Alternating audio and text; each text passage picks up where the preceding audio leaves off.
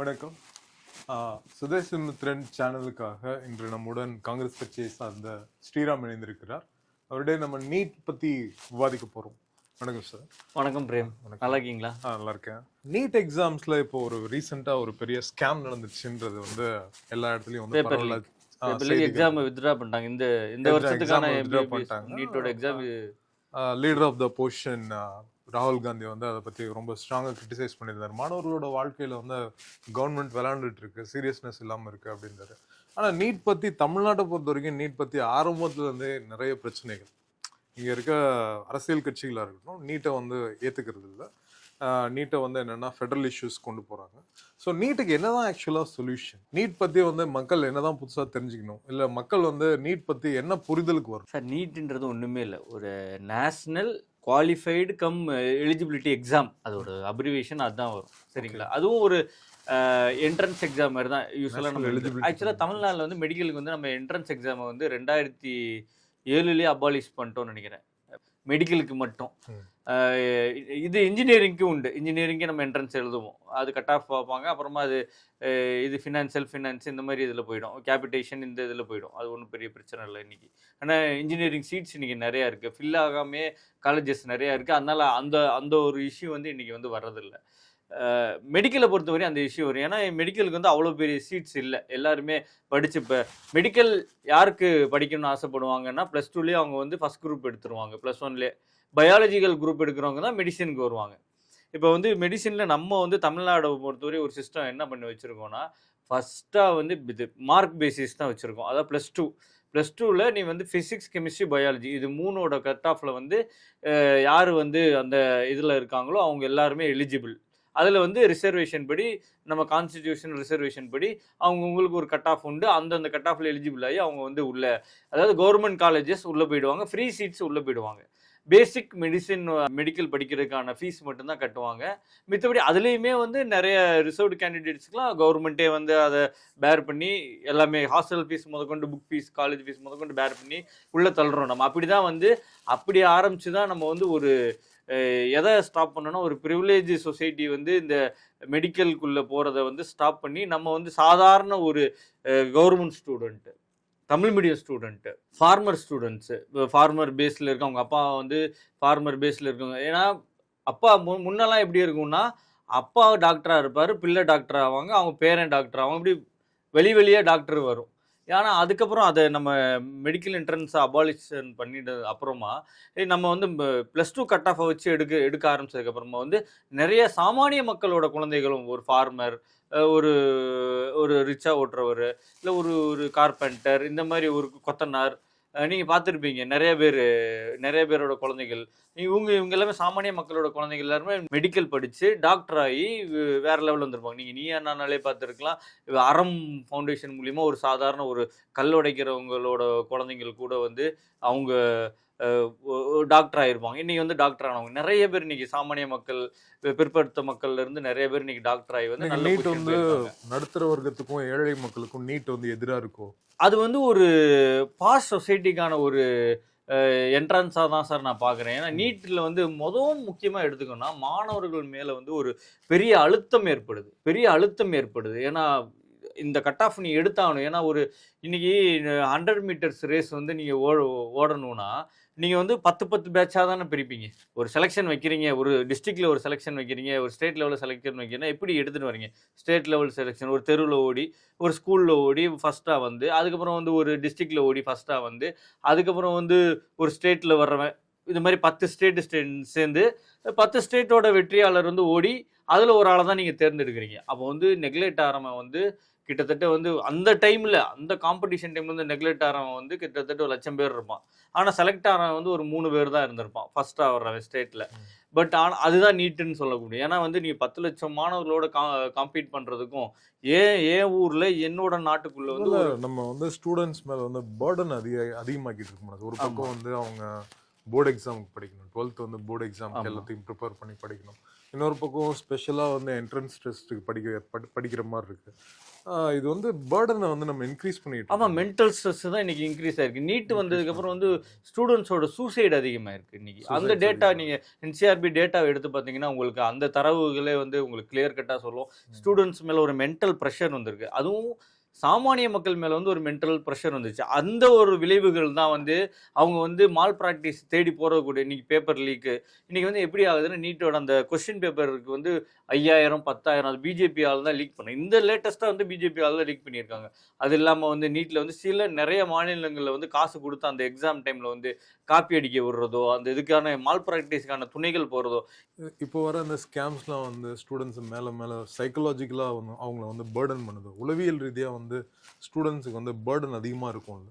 ஆமாம், கண்டிப்பாக ஒரு பெரிய அழுத்தம் இருக்குது. அதாவது இந்த ஒரு கல்வி ரீதியாக பரீட்சை கல்வி ரீதியாக ஒரு அழுத்தம் மட்டும் இல்லாமல் இந்த டியூஷன் ஃபீ நம்மளால் படிக்க முடியல, ஒரு தாழ்வு மனப்பான்மையும் சில நேரங்கள் ஏற்படுது. இந்த சாமானிய குழந்தைகளுக்கு நீட்டு என்ட்ரன்ஸ்க்கு போய் படிக்கிறதுக்கான அந்த கோச்சிங் கிளாஸ் வந்து ஃபீஸஸ்லாம் ஹையாக இருக்குது.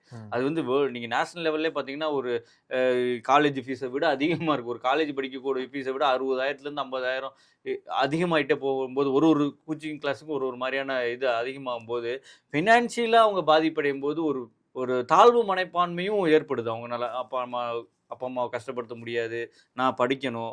படிக்கும்போது அவனால் அந்த மார்க் எடுக்காத போது அவனுக்கே ஒரு டிப்ரெஷன் ஆகி ஐயோ நான் தோத்துட்டேன்ற ஒரு மனப்பான்மை வரும்போது அவன் வந்து சூசைட் ரேஞ்சுக்கு போயிடுவான். இதுதான் வந்து ஒரு மென்டல் ப்ரெஷருக்கு இந்த நீட்டோட இதுவே அதுதான், கான்செப்டே அதுதான். ஸ்டூடெண்ட் சைக்கலாஜிக்கலாக பாதிப்பாகி அவங்க வந்து அவங்க லைஃப்பை இழக்க நேரிடுது. இந்த நீட்டு வந்து இன்னும் வந்து அதிகரிச்சா, ஏன்னா அனிதா நம்ம கேஸே அதுதான். அவங்க வந்து சுப்ரீம் கோர்ட் வரையும்லாம் வாதாட போனாங்க. சரி, அவங்க வந்து இப்போ தமிழ்நாடு லெவலில் அவங்க வந்து அந்த டைமில் வந்து நீட்டு கம்பல்னு சொன்னோன்னே நீட் என்ட்ரன்ஸில் வந்து அவங்களால அந்த ரேங்கிங் எடுக்க முடியாமல் அந்த காலேஜ் மிஸ் ஆகுது. ஸோ இந்த மாதிரி விளைவுகள் வந்து நம்ம தடுத்தே ஆகணுன்றதுக்காக தான் நீட் வந்து தமிழ்நாடு லெவலில் வந்து நம்ம வந்து உள்ள நுழைய விடுறது. ஏன்னா நம்மகிட்ட சிஸ்டம் நல்லா இருக்குது.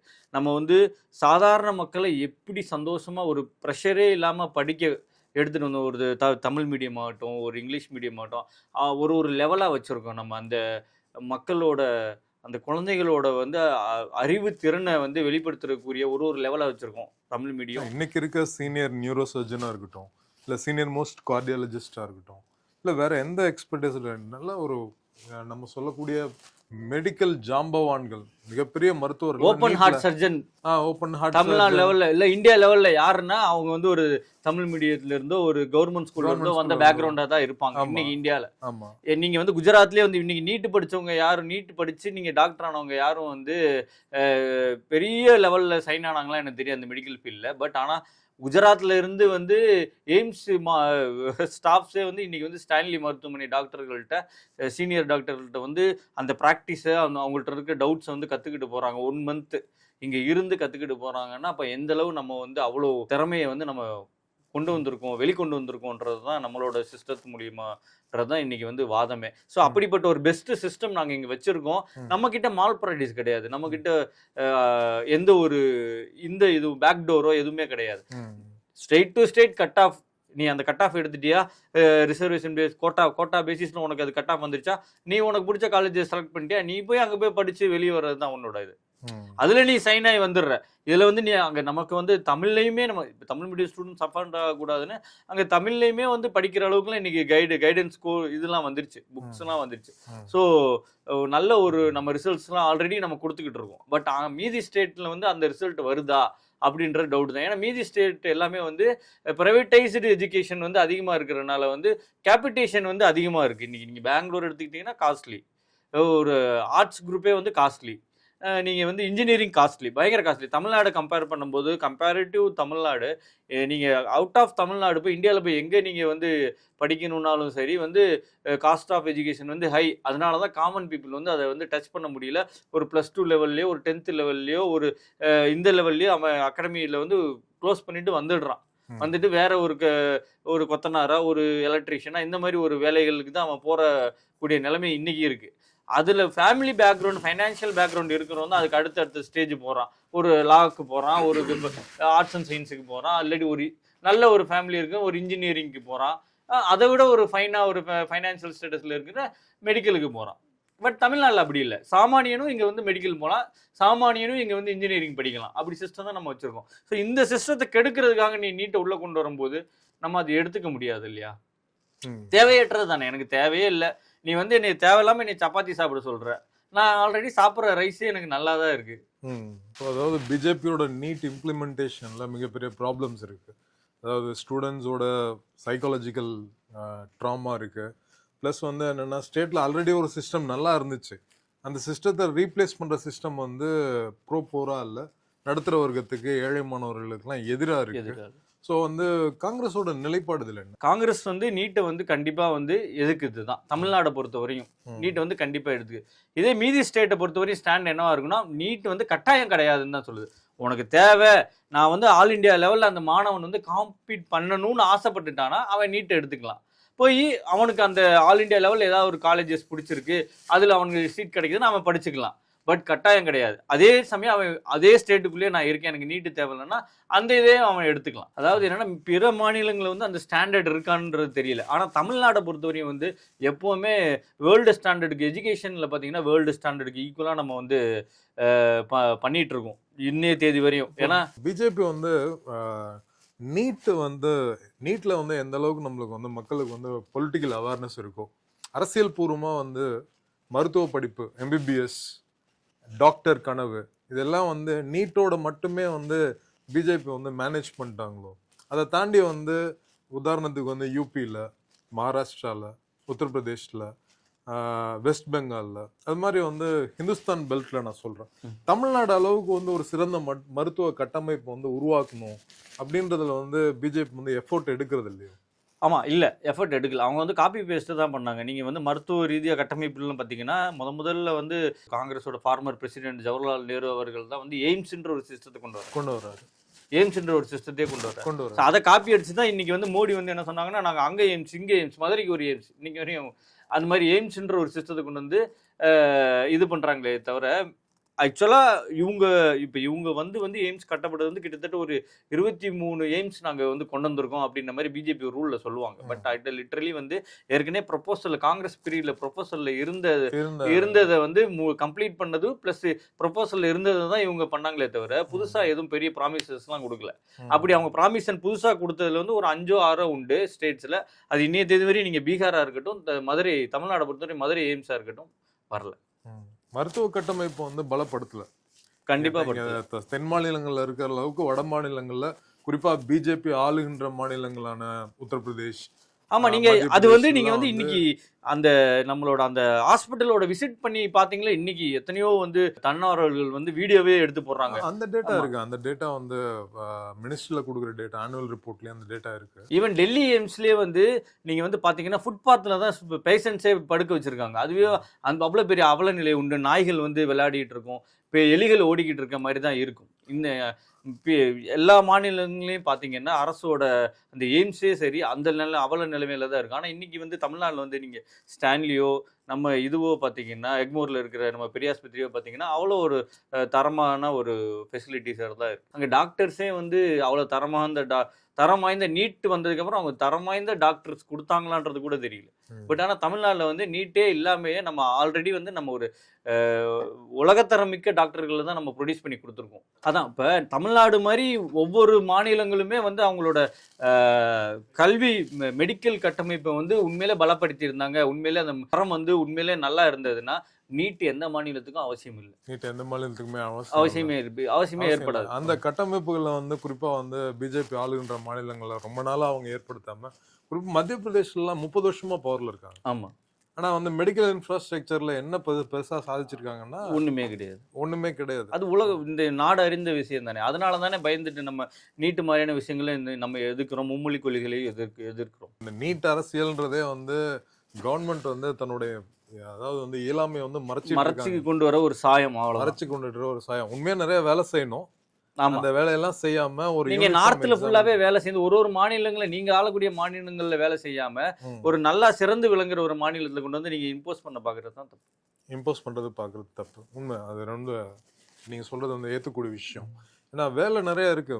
மருத்துவ ரீதியா வந்து மருத்துவ கட்டமைப்புகளை வந்து உயர்த்துறது, அதை வந்து நவீனப்படுத்துறது, அதுக்கான கல்வியை வந்து உருவாக்கி தர்றது, கட்டமைப்பு ஒரு ஸ்டாண்டர்ட் ஃபிக்ஸ் பண்ணுங்க. இப்போ தமிழ்நாட்டுல எப்படி ஒரு ஸ்டாண்டர்ட் இருக்கு, மெடிசின் அப்படின்னா ஒரு ஸ்டாண்டர்ட் இருக்கு, ஒரு நல்ல ஒரு வேர்ல்டுக்கு ஈக்குவலான ஒரு ஸ்டாண்டர்ட் இருக்கு அப்படின்னா, இங்க படிச்ச மாணவனை வந்து நீங்க அமெரிக்கால எடுத்துக்கிறாங்க, அமெரிக்கால படிக்கிறாங்க அப்படின்னும் போது, அமெரிக்கால ஒர்க் பண்றாங்க, உடனே எடுத்துக்கிறாங்கன்னும் போது, நீங்க அந்த ஸ்டாண்டர்டை எல்லா மாநிலத்துக்கும் கொண்டு வாங்க, எல்லா மாநிலங்களுக்கும் கொண்டு வாங்க. அதுக்கப்புறம் வந்து நீங்க நீட்டை பத்தி பேசுங்க.